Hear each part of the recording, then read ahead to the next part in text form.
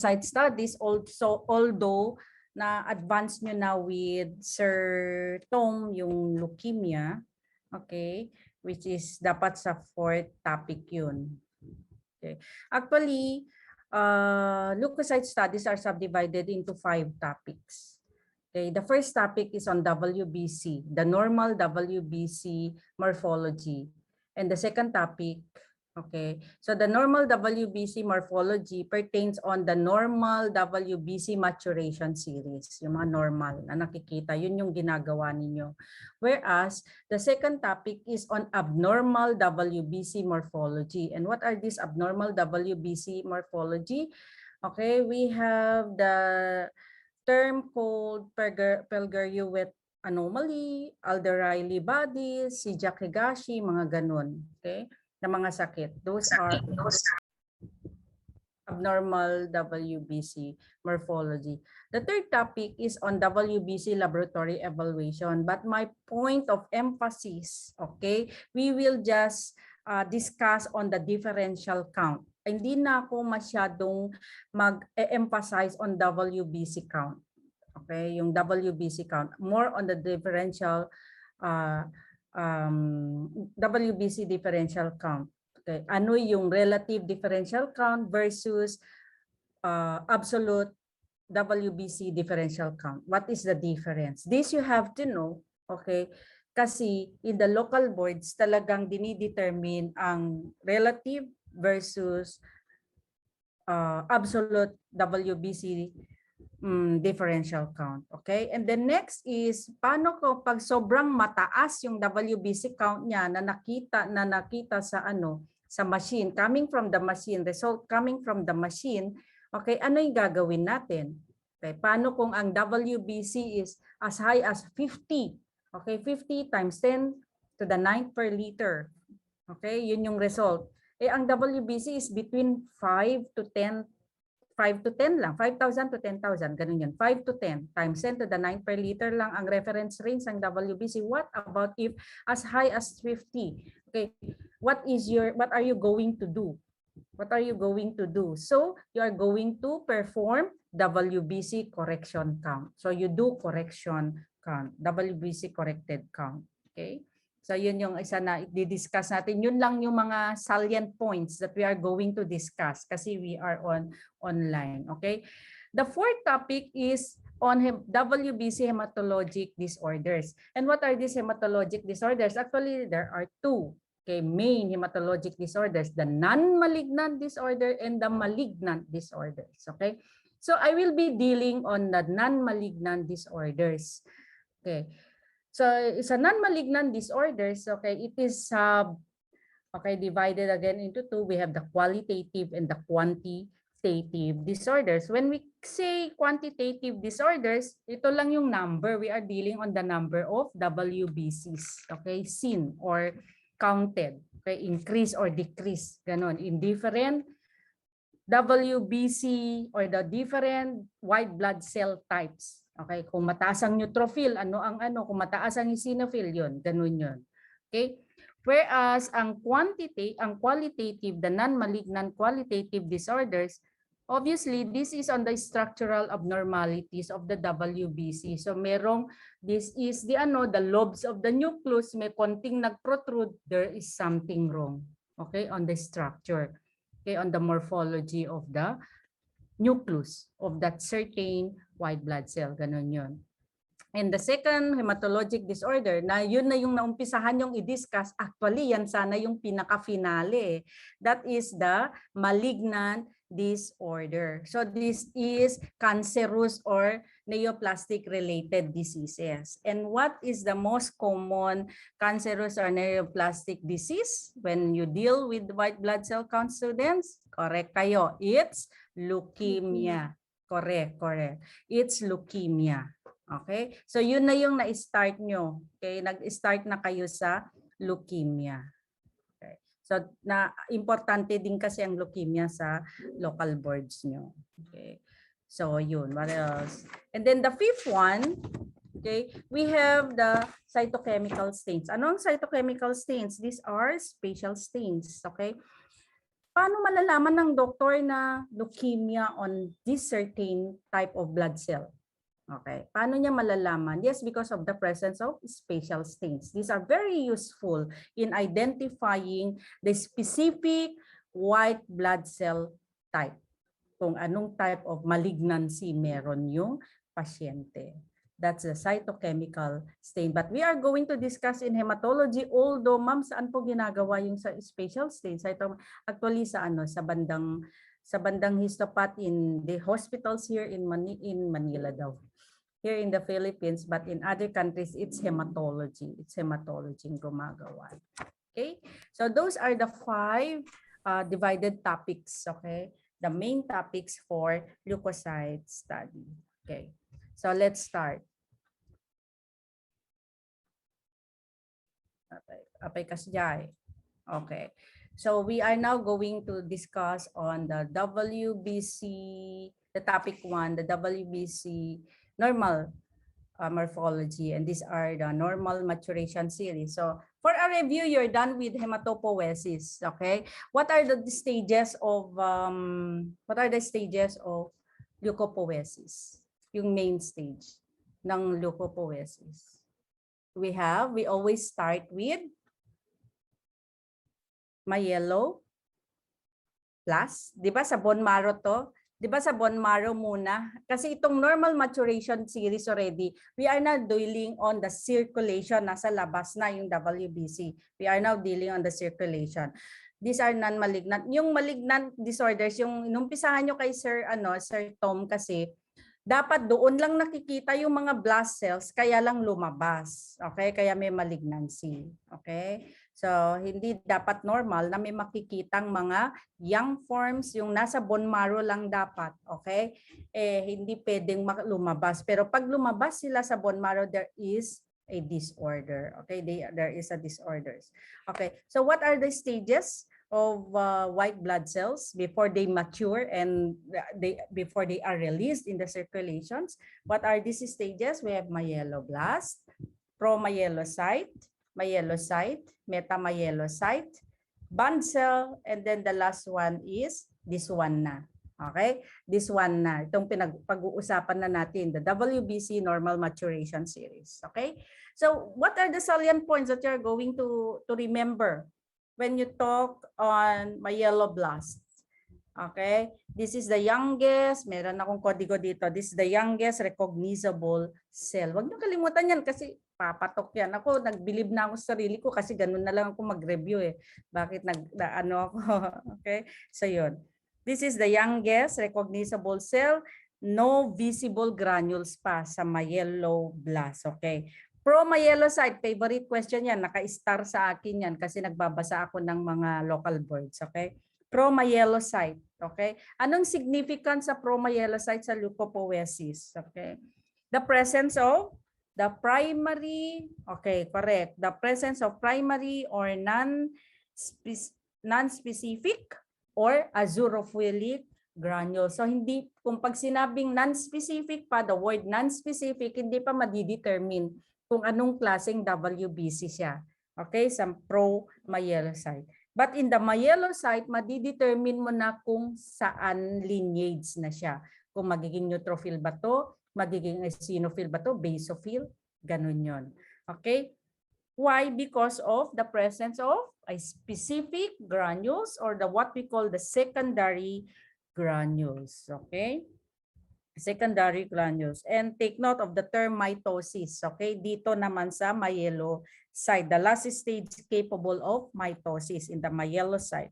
Metamyelocyte, what's the other name?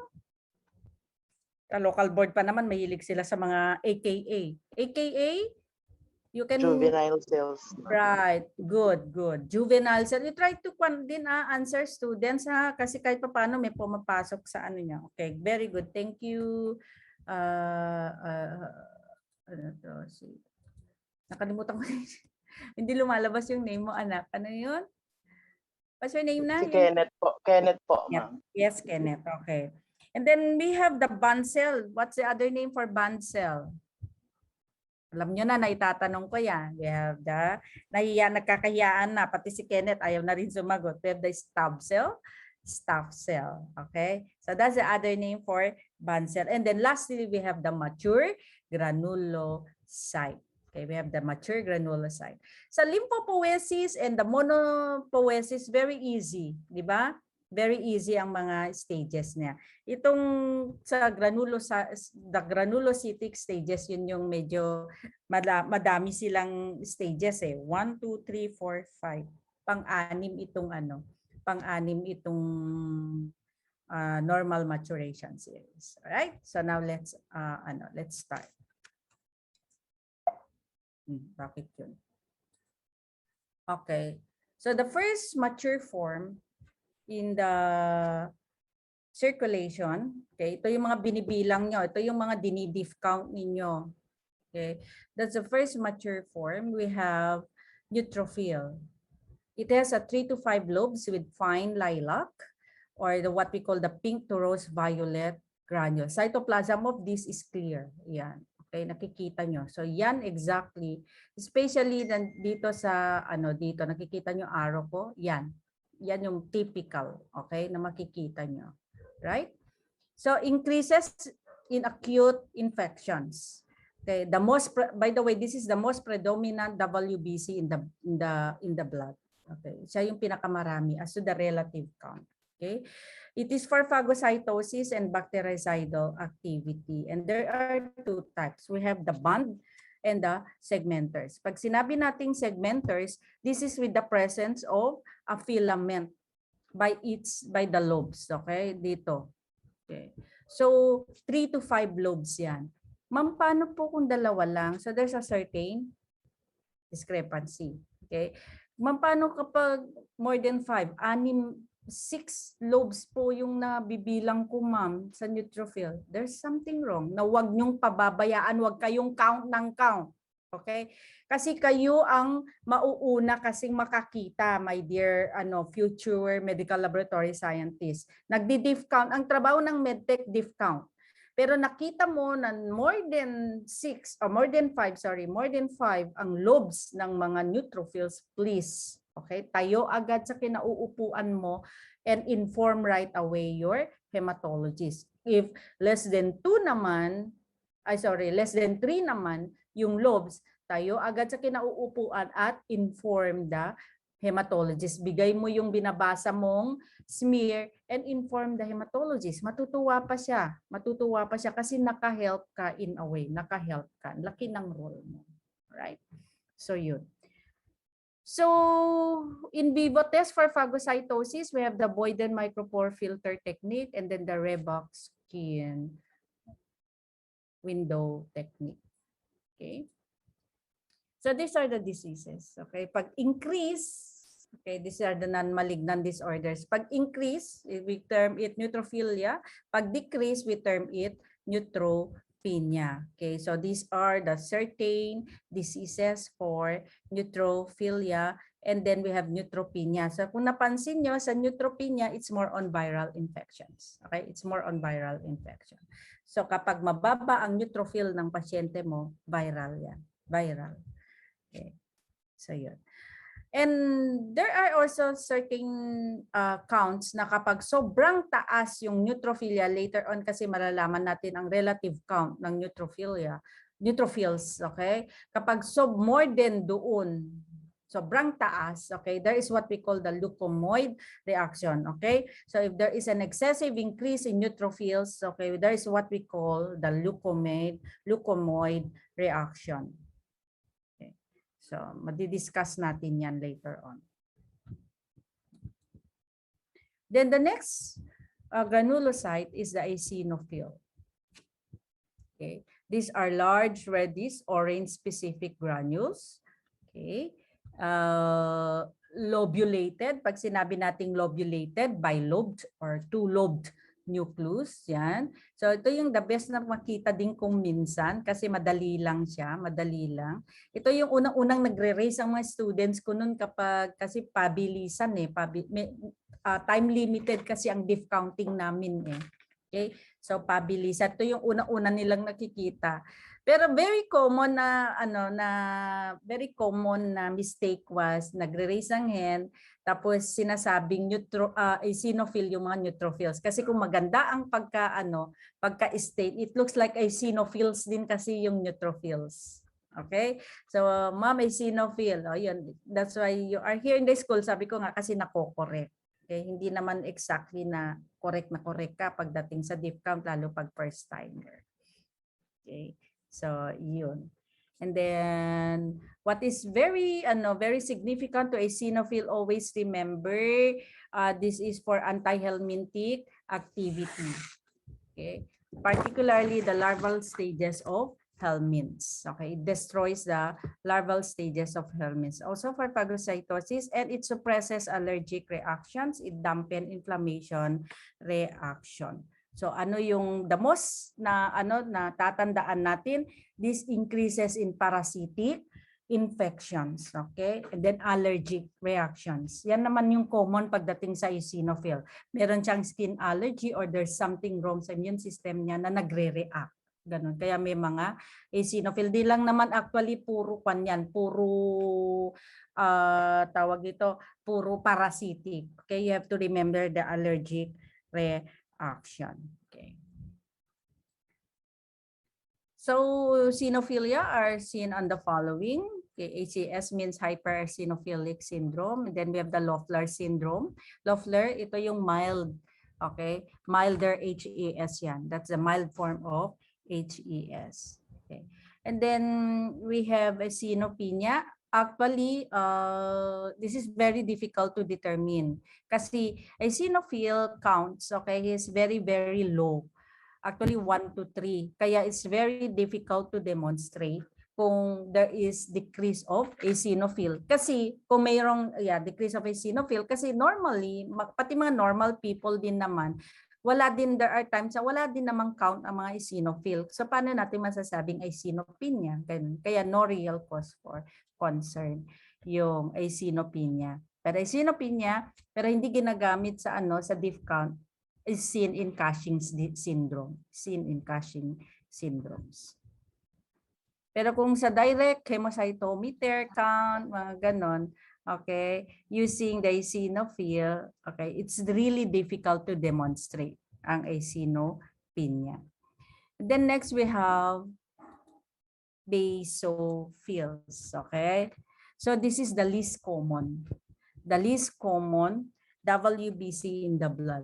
Yung basophil, very rare, okay? Pero large siya. Large, dark purple to blue black specific granules.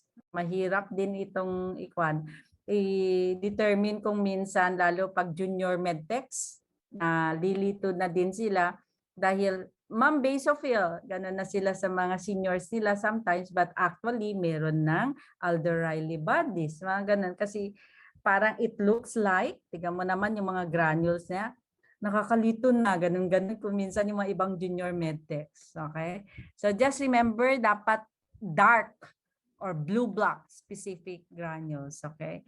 Generally unsegmented or bilobed, it really has 3 to 4 lobed nucleus. Okay? The granules are water soluble. It is for immediate and delayed hypersensitivity reaction. Okay? Ito yung must know. It binds with IgE. It binds with IgE and related to type 1 hypersensitivity reaction. So the granules of basophil contains 3 components. Okay? The primary granules, it contains peroxidase. Always remember, basta basophil, always remember HHP. Ano yung HHP? Heparin, histamine, peroxidase. Tandaan lagi yan. Okay? Heparin, histamine, peroxidase. Pag primary granules, okay, peroxidase. Pag secondary granules of basophils, to be very, very specific for local boards, okay, heparin and histamine. Okay, heparin and histamine. Okay, so yun. Then basophilia are seen on the following. Again, the same with eosinopenia. It's difficult to demonstrate, but it is seen in Cushing's disease. Okay. We have monocyte. Okay. This is already a granulocyte. So we're done with NEB. Okay, we're done with NEB. Other faculty, they say BEN. Pero kami, nasanay kami sa NEB. Okay. So NEB, neutrophil, eosinophil, basophil. Why NEB sa akin? Because NEB, siya yung pinakamarami, yung N ang pinakamarami hanggang pa baba. May pa konti. But other faculty, they say BEN. Ganun. Okay. Okay, so whatever it is, basta correct na pareho ang granulocyte. Now we are with granulocytes, okay? So the term granulocytes, very both in academic, it means the absence of granulocytes, okay, mga granules. Okay, so let's talk on monocyte. This is the largest cell in the peripheral blood. Okay. Ano ang ng granulocyte, ng monocyte? What is the size of a granulocyte? I mean, sorry, of a monocyte. Hindi ko pa ba na-open yung notes? May nag-check pa sa lens? Hello? Maayos pa ba yung kwan ko, internet?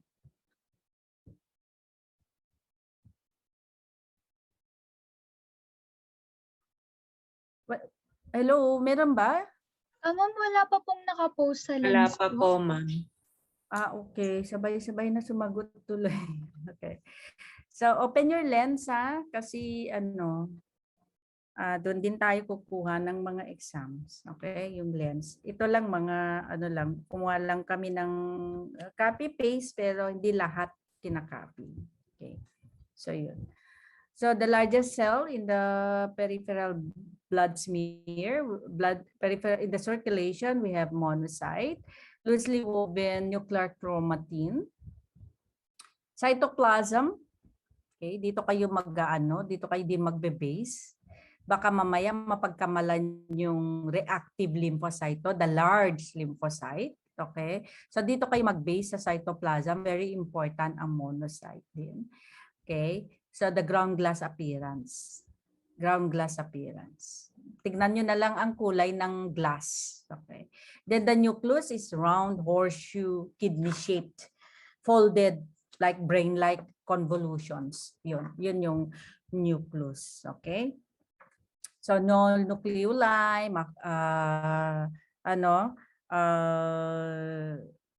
they are the precursors of tissue macrophages. Okay. And this can be increased in chronic infections naman. Ano yung acute infections? Neutrophils. Okay. Chronic infections, monocyte. Okay. So the following are the function again for phagocytosis, antigen processing, cell-mediated immunity, and then the synthesis of bioactive molecule. All right. So the most important lang din dito sa sa monocyte is yun, precursor sa ng tissue macrophages and can be increased in chronic infections. Okay. So asan ang monocyte dito sa top top photo?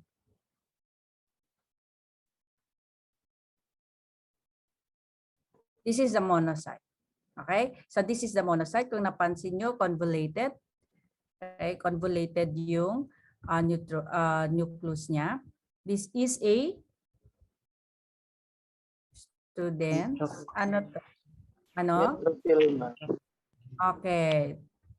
This is a neutrophil. Thank you, Jo Marie. And then, what is this? Mas prominent, dominant yung nucleus. Konti lang yung cytoplasm. This is a lymphocyte. Okay, so this is a monocyte. This is a lymphocyte and this is a neutrophil. Okay, so this is normal kasi 4 lang yung lobes niya. Okay, so this is another monocyte. Pero obserbahin nyo, may mga convolutions, obserbahin nyo ng mabuti, ganun, dapat kaganda yung microscope nyo, okay? So parang kidney, pero may convolutions siya, okay? So yun. So ganyan ka-observant ang mga medical technologies, especially in hematology, So the following, okay, diseases are seen under monocytosis.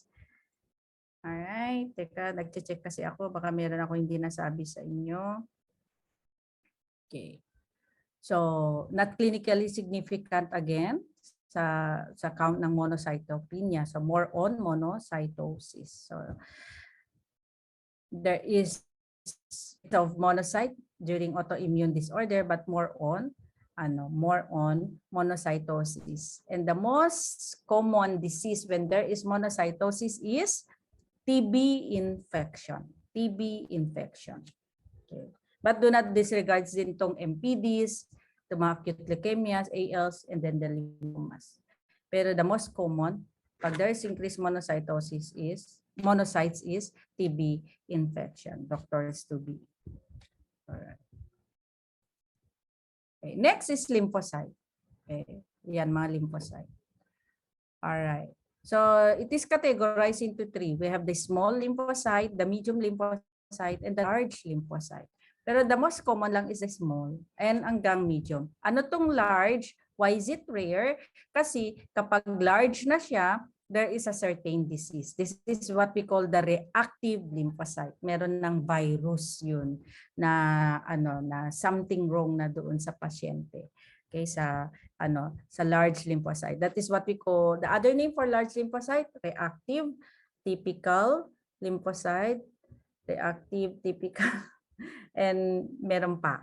Okay, so yun. Those are the other names of large lymphocyte. Okay, specific mononuclear, isa lang, nakita nyo naman. Okay, without specific granules kasi agranulocyte sila. Okay, ito tinatanong to, Robin's egg blue.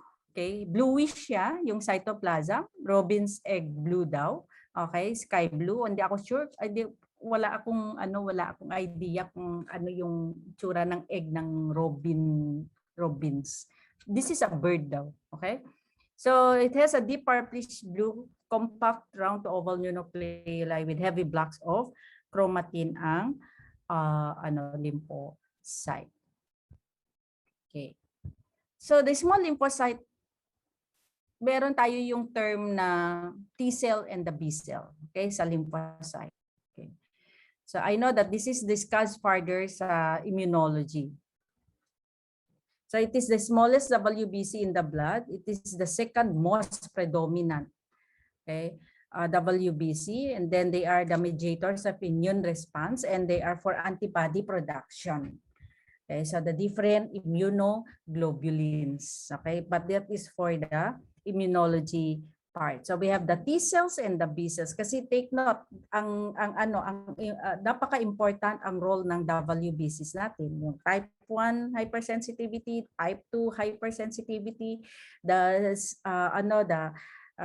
type 1 we have the cytotoxic cells. Yan ang mga role ng mga lymphocyte natin. Okay, meron tayong T helper cells, we have the cytotoxic cells, ganon.